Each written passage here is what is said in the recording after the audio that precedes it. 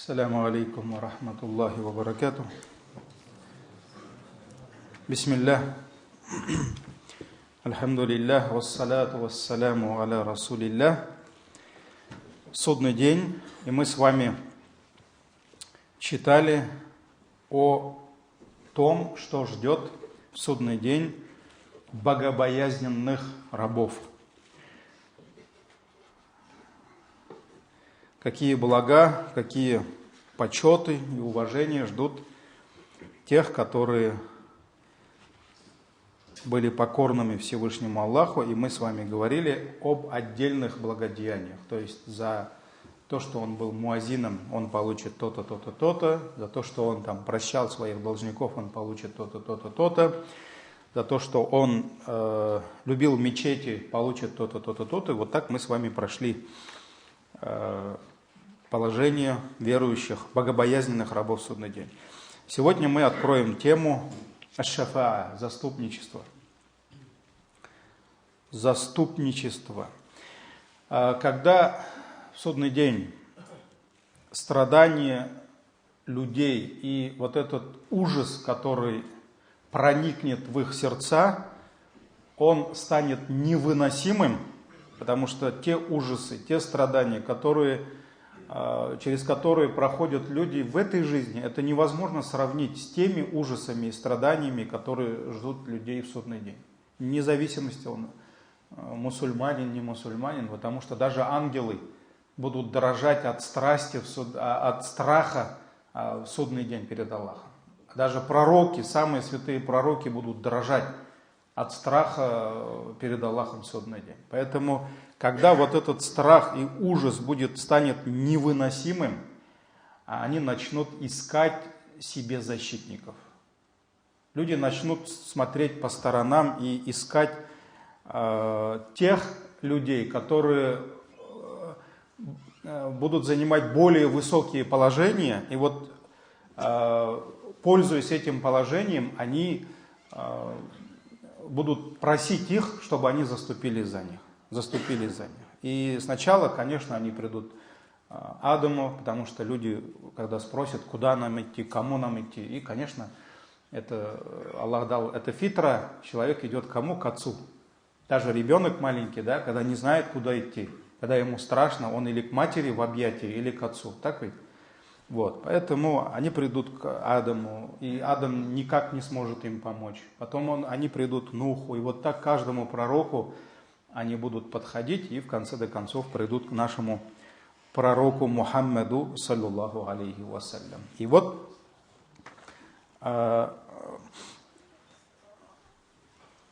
хадис, давайте сразу, потому что времени мало, а хадис, он длинный, хадис аш-шафаа, есть несколько риваятов, я вот посмотрел, эта книга предлагает там 3-4 варианта этого хадиса длинного, но вот более содержательный хадис идет от Абу Хурайры, рады Аллаху анху. Давайте вот остановимся именно на этом. Этот хадис в сборниках имама Бухари, Муслима и Тирмизи. Абу Хурайра, рады Аллаху анху, передает: однажды, когда мы сидели у кого-то в гостях вместе с пророком, саллаллаху алейхи вассалям, и дали ему верхнюю часть бараньей ноги, потому что он ее любил, да, он откусил из этой ножки кусочек, а потом обратился к нам и сказал. И пророк, саллаллаху алейхи вассалям, начал рассказывать вот про эту ситуацию, которая произойдет в судный день. И вот этот хадис, который я сейчас вам постараюсь прочитать до конца, за 12 минут, да, этот хадис называется хадис аш-шафаа, хадис о заступничестве. И вот пророк, саллаллаху алейхи вассалям, сказал: я стану господином всех людей в судный день. Ну, пророк, саллаллаху алейхи вассалям, он господин всех людей. В истории человечества нет более близкого к Аллаху и более высшего степенью перед Аллахом, чем пророк, саллаллаху алейхи вассалям. Он был самый лучший, и он будет господином и в этой жизни, и будет господином в судный день. А знаете ли вы о причине этого? Пророк, саллаллаху алейхи вассалям, спросил: почему я стану господином всех людей в судный день? И вот он сказал: Аллах соберет всех первых и последних, начиная от Адама до пророка Мухаммада ﷺ и до судного дня, до последнего человека, который придет на эту землю и покинет эту землю. То есть сколько их будет, если сегодня считать, что нас более 7 миллиардов, да, то есть невозможно сосчитать от Адама до последнего человека, который покинет эту землю, сколько их будет. И вот в судный день Аллах соберет абсолютно всех. Всех. Никто нигде не спрячется. И мы с вами даже об этом отдельной лекции была, да, что вот это воскрешение показывает безграничную силу и мощь Аллаха. Потому что Аллах воскресит абсолютно всех. Никто не скроется. Кто уже лежал в недрах земли десятки тысяч лет, от него, может быть, казалось бы, ну ничего не осталось, да? Аллах его найдет. Аллах найдет тех, которые сгорели где-то в огне, которые сгорели где-то, может быть, в металлургических заводах, да? От них, казалось бы, ну, они сгорели там, где плавится металл, да? Казалось бы, ничего не осталось. Которые остались под огненными лавами, да? Которые утонули в море и их съели, там, да, ничего от них не оставили, рыбы и другие вот эти живности морские, да? То есть, казалось бы, ну все, кого там в кислоте там оформили, да, еще в 90-х, может быть, да, всех найдет Аллах. Никто от Аллаха, и есть про это хадис, мы с вами читали, да, когда могильщик всю жизнь грабил, скрывал гробы, забирал все драгоценности, и перед смертью он покаялся и попросил своих детей, чтобы они сожгли его тело, а потом подошли к высокому берегу возле моря и по ветру пустили его прах. И дети спросили: а почему такая просьба? И он вот сознался в своем грехе. Я, говорю, всю жизнь грабил гробы, могилы, и я боюсь, что Аллах меня вернет к себе и спросит за это. Я очень боюсь Аллаха. И я надеюсь, что вот если вы прах мой пустите по ветру над морем, то есть море, ветер так меня разнесет, что Аллах меня не сможет воскресить. И пророк ﷺ говорит: Аллах воскресил его. И спросил: ты почему так сделал? И когда он рассказал, что он очень боялся его гнева за то, что он грехи совершил, пророк ﷺ говорит, что Аллах его простил. Поэтому Аллах соберет каждого. И пророк ﷺ говорит: Аллах соберет первых и последних на одной равнине. То есть это одна площадь будет, махшар, да? На одной равнине так, что всех их можно будет охватить взором. И все они услышат глашатая. То есть это будет абсолютно ровная поверхность, никаких холмиков, никаких... Это будет абсолютно ровно, никаких деревьев, камней. То есть, и поэтому пророк ﷺ говорит, что всех можно будет увидеть, охватить взором, и они все смогут услышать глашатая. И тогда солнце приблизится к ним, и охватит их такая скорбь, такая печаль и тревога, что их положение станет невыносимым. То есть вот это определение сабра в судный день не будет. Все. То есть так, терпи, брат. Там невозможно будет терпеть. В аду невозможно терпеть. Поэтому их положение станет невыносимым. Тогда люди станут говорить друг другу: разве вы не видите, до чего вы дошли? Не поискать ли вам того, кто заступится за вас перед вашим Господом? То есть, может быть, поищем, пойдем кому-нибудь, там, поговорим с ним, чтобы он что-то сказал за нас перед Аллахом. И тогда один из людей скажет другим, одни скажут другим: вам следует пойти к вашему отцу Адаму. Ну, у нас же отец есть, давайте к нему все, да? После этого они придут к Адаму и скажут ему: о Адам, ты отец всех людей, ты наш отец. Аллах создал тебя и вдохнул в тебя от своего духа. И по его велению ангелы когда-то склонились перед тобой. То есть ты не простой человек. Ты первое создание из людей. ты Аллаха, да, то есть из числа людей. Аллах сделал так, что ангелы пали ниц перед тобой до земли. И Аллах поселил тебя в раю, то есть они начали перечислять его достоинства. Его достоинства. Так заступись же за нас перед твоим Господом, разве ты не видишь, в каком мы положении? Заступись, скажи за нас что-нибудь. Разве ты не видишь, до чего мы дошли? И тогда Адам скажет: поистине, сегодня мой Господь разгневался так, как не гневался никогда раньше, и как не разгневается уже никогда больше. То есть один из качеств Аллаха – это его гнев. И Адам, алейхиссалям, скажет, что сегодня гнев Аллаха таков, дошел до того, что он никогда так не гневался еще. И никогда не будет гневаться после этого. То есть это самый гневный день Аллаха. И он сказал, поистине Аллах запретил мне вкушать плоды райского дерева, а я ослушался его. То есть вы о чем меня просите? У меня своя проблема.